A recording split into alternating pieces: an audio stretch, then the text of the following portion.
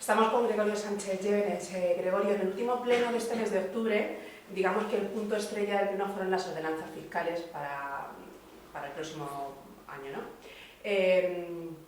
Sois el único grupo que habéis presentado enmiendas a estas ordenanzas fiscales, si no recuerdo mal, unas 20, creo sí, que dijiste en el pleno.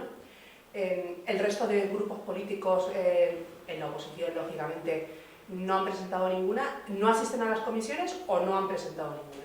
En el caso del Partido Popular sí asiste a las comisiones, pero no presentó ninguna enmienda ni planteó ni siquiera ninguna cuestión alternativa de forma oral. Llegado el caso incluso que en una de las propuestas que hacíamos nosotros de bonificación del IBI, del impuesto de bienes inmuebles, lo que todo el mundo conoce por contribuciones, nosotros planteamos una serie de bonificaciones temas para fomentar el uso de energías renovables y que la gente que invirtiera en placas solares o las comunidades de vecinos que estén planteándose todo el tema de renovables, pues que existiera una bonificación fiscal en ese impuesto, ¿no? Y la paradoja que incluso el Partido Popular, su portavoz, votó en contra de esta enmienda que presentábamos y votó del lado del gobierno, es decir, votaba a favor de que se mantuviera el IBI conforme está. Bueno, por eso resulta curioso, por ejemplo, que luego en rueda de prensa planteen una rebaja del IBI, que por otro lado nosotros compartimos, siempre lo hemos dicho, pero no solamente lo hemos dicho en rueda de prensa, sino que nosotros en años anteriores hemos presentado enmiendas para que el tipo, lo que es el coeficiente local, se baje, ¿no? Está en el 0,79, se podría bajar hasta el 0,50, creemos que hay margen en Valdepeñas para bajarlo. Si bien es cierto que nosotros somos de la opinión que no podemos poner en peligro la solvencia económica del ayuntamiento y no podemos poner en peligro la caja municipal de tal manera que se dejen de prestar servicios. Pero entendemos, por otro lado, que mientras tanto y cuanto se presenten los ejercicios anteriores con superávit, existe un margen más que razonable para poder bajar ese coeficiente, que además coincide con una promesa electoral del actual equipo de gobierno y con una promesa y un acuerdo plenario. Nosotros siempre hemos estado a favor de hacerlo y hemos presentado enmiendas en su momento para hacerlo, pero el equipo de gobierno nunca lo ha hecho. Como a la voz de oposición, que lo habéis trabajado estas ordenanzas y habéis presentado estas 20 enmiendas, ¿en qué capítulos o qué parte le afecta a los ciudadanos estas enmiendas? Es decir, ¿han sido energías renovables? Y cuéntanos un poco en general. Sí, nosotros planteamos 3 bloques, por decirlo de alguna manera.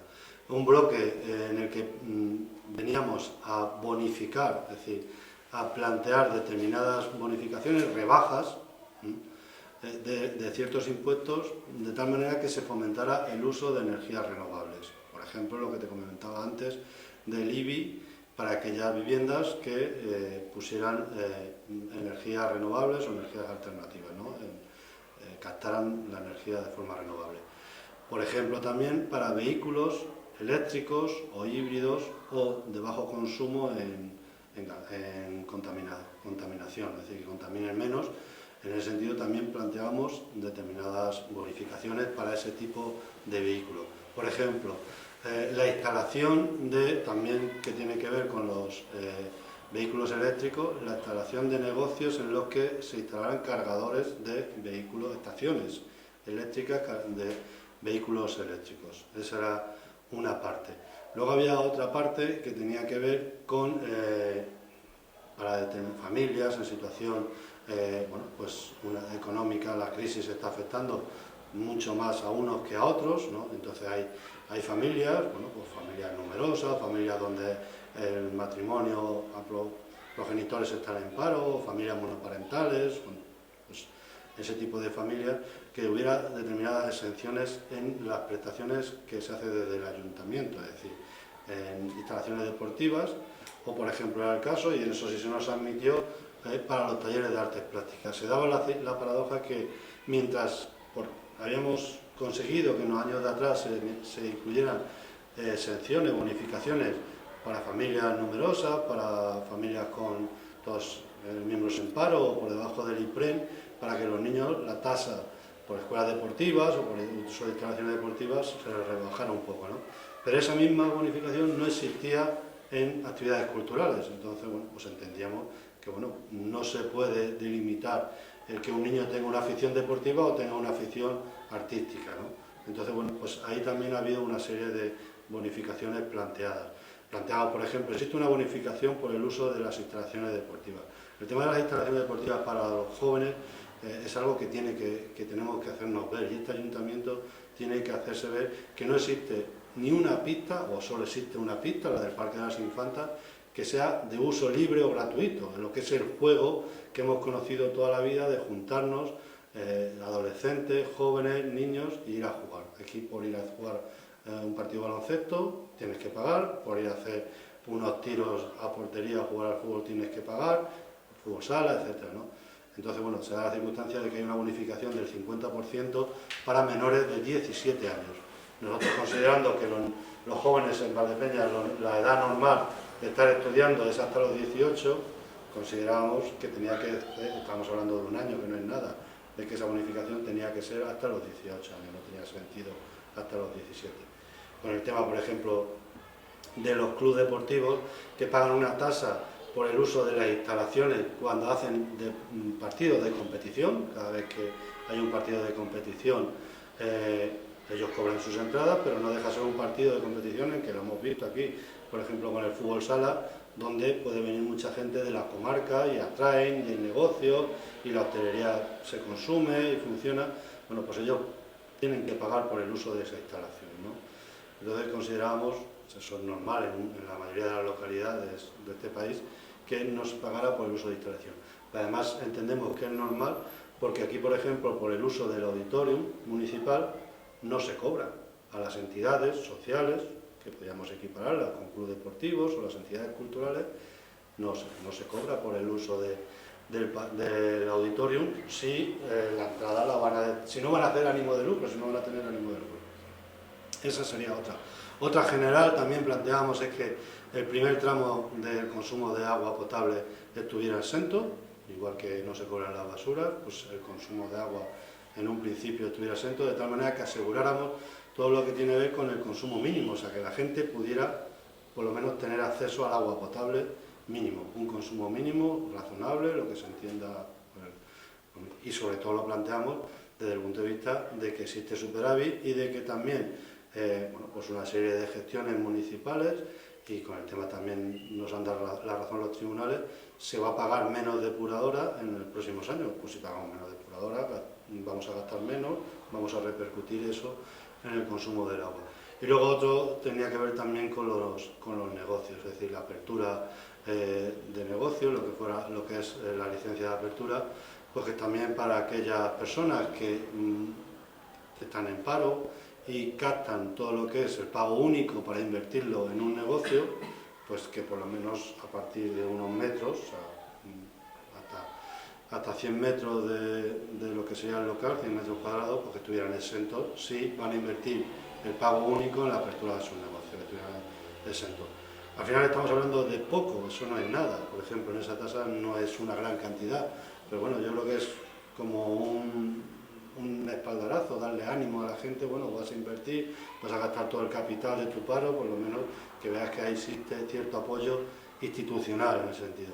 Y también por el fomento de empleo, si vas a crear un negocio y vas a tener un contrato o dos contratos, pues hablamos de contratos anuales, pues también que se estuviera exento. Es decir, nada más, no hacíamos nada raro que no se esté haciendo ya en el polígono Entre Caminos, en el centro de la empresa. Lo único se ha trasladado al centro de la localidad. Ese era. Y luego, por otro lado, planteábamos también, no penalizaciones, pero también planteábamos mayores ingresos. Planteábamos mayores ingresos, por ejemplo, en la tasa de vehículos, lo mismo que planteamos que paguen menos los que menos contaminen, planteamos que los vehículos de mayor cubicaje, ¿no? Pues que pagaran más, que estuvieran en el tramo medio o alto. Y luego también, por ejemplo, y además eso hay sentencias ya, a favor que las empresas de telefonía móvil que están utilizando tanto el suelo como el vuelo municipal paguen por ello. Lo mismo que está pagando cualquier vecino que sale, pone una terraza, un bar con una terraza, paga. O alguien pone una pancarta para anunciar un evento y paga. Pues exactamente las empresas de telefonía móvil que además están generando unos beneficios. De estas 20, ¿cuántas han sido admitidas y cuántas están en estudio? Porque por parte del equipo de gobierno también se dijo que algunas de ellas no que se hayan dicho que no, sino que simplemente se han pasado a un estudio legal o a un informe para saber de qué manera se puede llevar a cabo. De estas hay 3 admitidas, 2 eran de redacción y una la que te comentaba antes de la bonificación en los talleres de artes plásticas, son admitidas, y luego está en estudio, esta que te comentaba al final, de una nueva tasa para el tema de telefonía móvil, de las empresas de telefonía móvil, y también queda en estudio la del tema de los vehículos, la bonificación, ajustar más las bonificaciones en el tema de vehículos. ¿Son unas ordenanzas fiscales más justas y más sociales? Venimos con una carga fiscal, claro, es que lo que hay que entender, y yo lo que tienen que saber los vecinos es que, bueno, de todo el volumen de las 17, 18 tasas fiscales junto con los impuestos, en total no sé si hay 100 y pico conceptos, ¿no? Pero bueno, lo que se agrupan en 17, 18 ordenanzas fiscales, se modifican unas cuantas a propuesta del equipo de gobierno. Pero bien está que cualquier grupo de la oposición, cualquier grupo municipal puede presentar una modificación a cualquiera de todos los conceptos. Se podrían haber presentado a cualquiera. De hecho, nosotros hemos presentado a conceptos que no había una modificación por parte del equipo de gobierno, como era el IBI. Nosotros sí planteábamos una bonificación en ese sentido. De todas ellas, yo lo que decía, y lo decía en el pleno, es que estas en concreto, las que se modifican de cara al 2017, que entran en vigor, no van a hacer más pupa de la que ya se está haciendo. El problema es que se ha hecho tanta pupa al bolsillo de los ciudadanos, sobre todo con el tema del IBI, y nosotros hemos denunciado siempre el catastrazo, es decir, la subida que supuso de un 10% anual durante 10 años del IBI municipal, que la gente recuerde lo que estaba pagando en el 2003, 2004 y que compare lo que está pagando ahora. Es decir, yo mi casa, que pagaba un IBI, yo mi casa me la hice en el 1999, pagaba un IBI, cuando en el 2003 se sube, pues paso de pagar, no llegar a 100 euros, 100 y poco euros, quiero recordar, a estar ya en los 800 euros. Es decir, creo que hay un margen suficiente de que hemos pagado suficientemente ese impuesto. Es decir, yo lo he dicho siempre y hicimos una tabla, es decir, aun restando lo que no hemos pagado de basuras, o de cocheras, o de etcétera, etcétera, los impuestos que antes estaban de alguna manera desligados y se han juntado todos con la subida del IBI. Aun habiendo pagado todo eso, pagábamos menos, todo eso junto, que ahora con el IBI solo. Yo creo en ese sentido que la pupa se hizo en los años de atrás. Ahora se hace menos pupa. Y dentro de las que se modifican, yo creo que, por ejemplo, que además era una demanda que veníamos haciendo durante años, el tema de la basura en los establecimientos comerciales, ahora yo creo que es mucho más justa, y el tema de la licencia de aperturas también de nuevos establecimientos comerciales es ahora mucho más justa de lo que era en anterioridad, porque se pagaba la licencia de apertura por metros, ¿no? Independientemente de la actividad. Un comercio, un establecimiento comercial que necesite un expediente porque sea nocivo, tenga actividades nocivas o ruido y tal, necesita un mayor trámite que uno que no tiene esa categoría, que simplemente una autorización, una notificación. Genera mucho más recursos municipales el expediente grande que el pequeño, y sin embargo se cobraba lo mismo porque se medía por metros. Y yo creo que es más justo que se pague en razón del trabajo que das. Si das más trabajo, paga más, si das menos trabajo, paga menos. Y en el tema de basuras igual. Es decir, no existían los establecimientos comerciales, eran en general, ponía otros establecimientos comerciales sin existir unas divisiones, que ahora sí que existen y van ajustados a la actividad económica que generan, las que se generen más basura pagan de una manera, las que generen menos basura pagan de otra, y luego tiene que ver también con el tema de los metros. Hicisteis una pregunta al equipo de gobierno en relación a la pérdida de los fondos FEDER con los cuales se iba a poder desarrollar el plan de tormentas. Y hace poco en una rueda de prensa el concejal de Desarrollo Empresarial, Jesús del Fresno, pues trató sobre este tema y la negativa que se ha dado al proyecto de EDUSI. Cuéntanos un poco de qué manera se va a poder seguir desarrollando este plan de tormentas y si las alegaciones presentadas por el Ayuntamiento van a tener buen fin.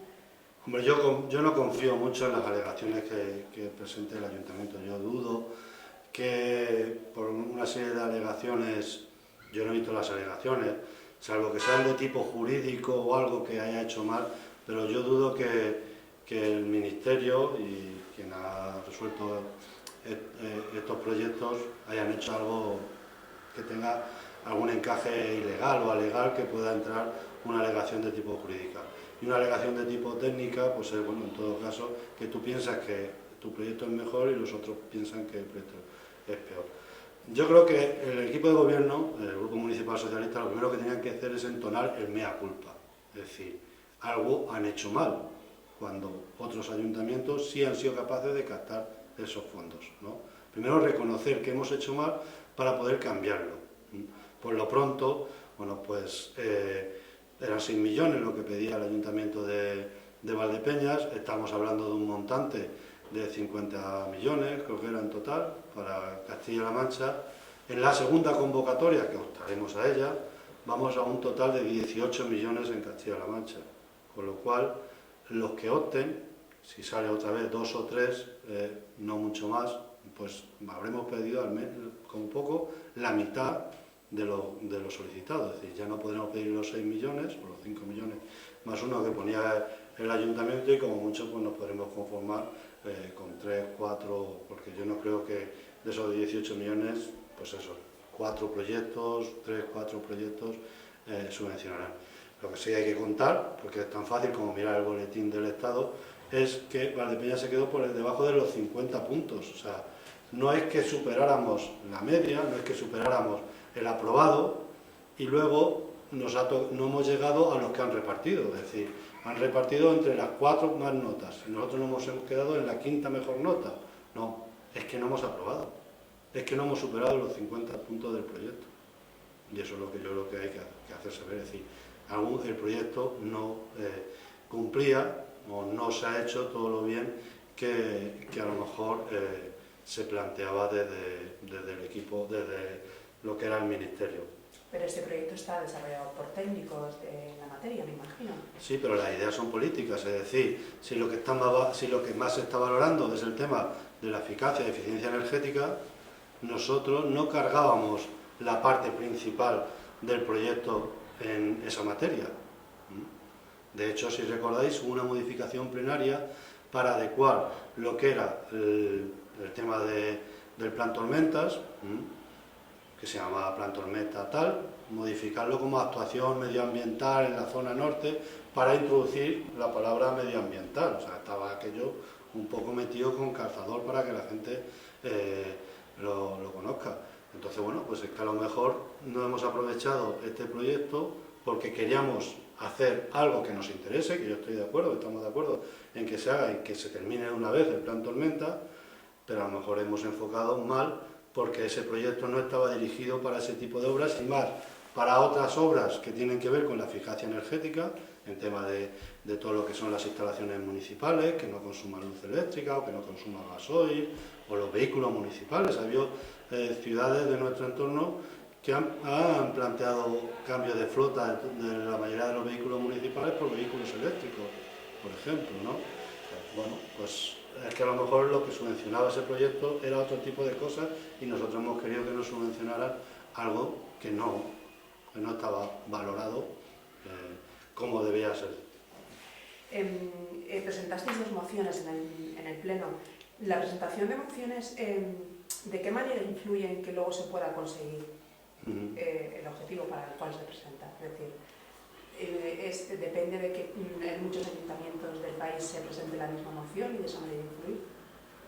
Bueno, nosotros normalmente las mociones que presentamos, la mayoría son de elaboración propia, o sea, tienen que ver con algún interés político o una reivindicación ciudadana que nosotros asumimos como nuestra y la desarrollamos, la mayoría. En este caso, por ejemplo, no ha sido así, ¿no? En este caso, nosotros no hemos desarrollado, no hemos movido una coma, fue la que presentamos a favor de un apoyo expreso de la plataforma de víctimas del tren Alvia, fue a petición expresa de los miembros de la plataforma que se pusieron en contacto con nosotros en agosto y para que presentáramos la moción. Nos pidieron que intentáramos buscar el mayor consenso, bueno, pues nosotros lo único que hemos hecho es presentarla en tiempo-forma, que todo el mundo tuviera la moción con tiempo para leerla, para estudiarla, para presentar lo que quisieran presentar y así, bueno, pues fue pasando por comisión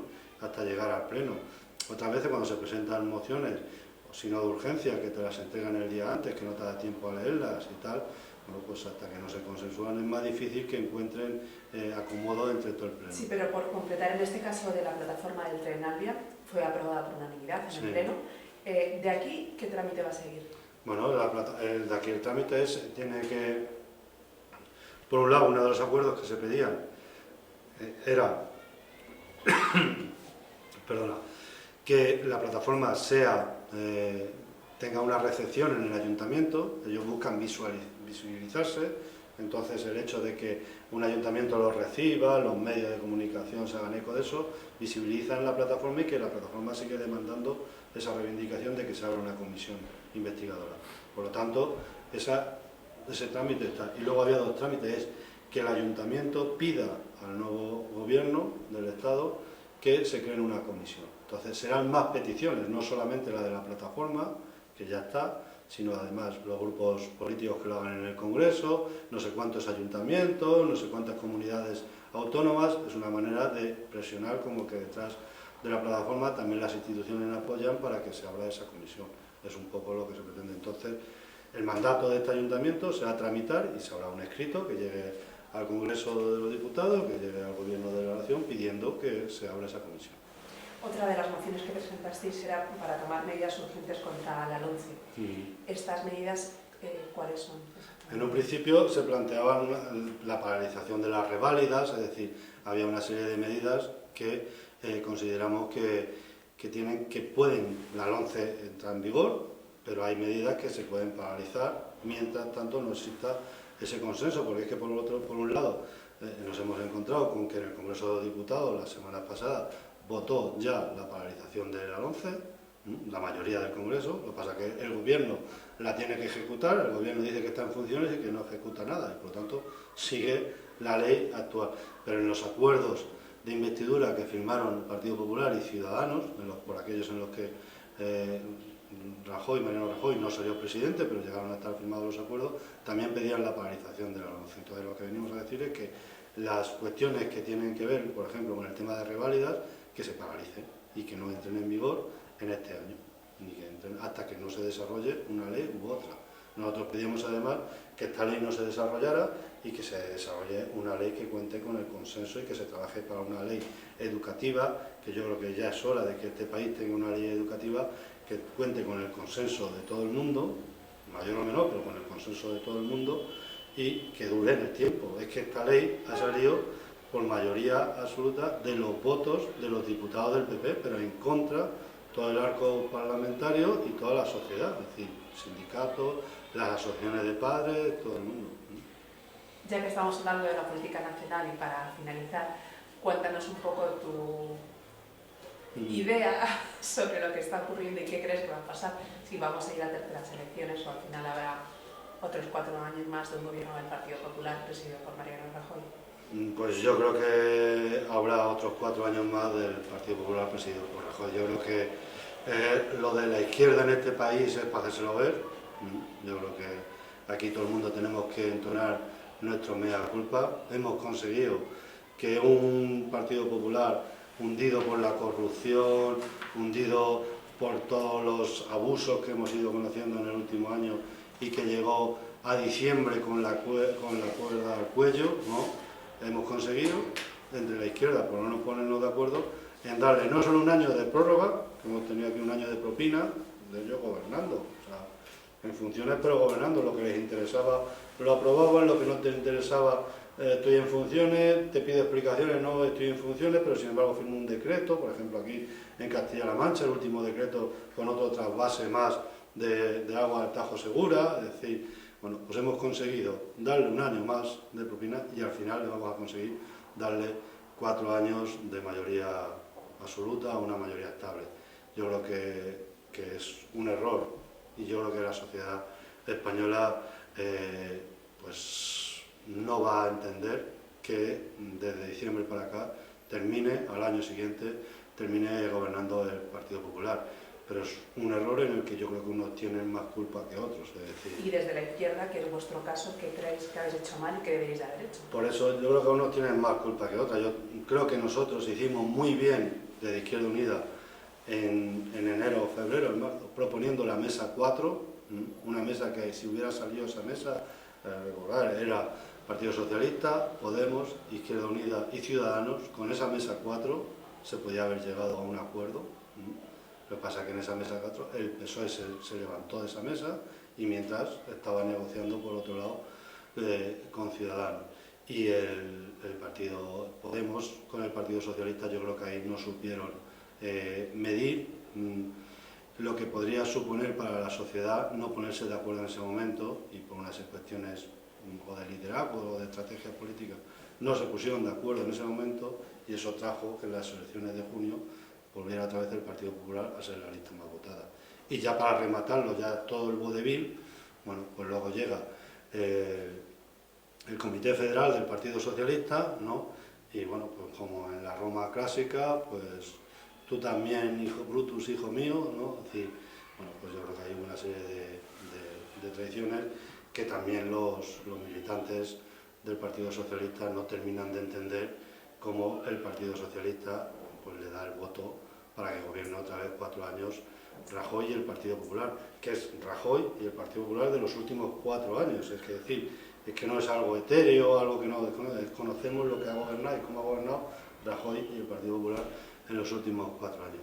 No sé de qué parará, hay todo un movimiento pidiendo un congreso extraordinario dentro del PSOE, no sé si llegarán a tiempo o no llegarán a tiempo, pero yo creo que aquí la oligarquía que se generó desde la transición para acá sigue mandando, y esos han dicho que tiene que volver a ver. La gran coalición que se hablaba también en su momento suena un poco raro en un país bipartidista como este y donde siempre existió el frentismo PP-PSOE. No han sido capaces de hacer esa gran coalición porque yo creo que no estaban de acuerdo en visualizarse, pero de alguna manera han hecho una gran coalición en esa camilla por detrás de los ciudadanos, y yo creo que es un problema para la izquierda de este país. Pues nada, Gregorio, muchas gracias por cedernos tu tiempo y a seguir trabajando desde la oposición. Bueno, muchas gracias a vosotros.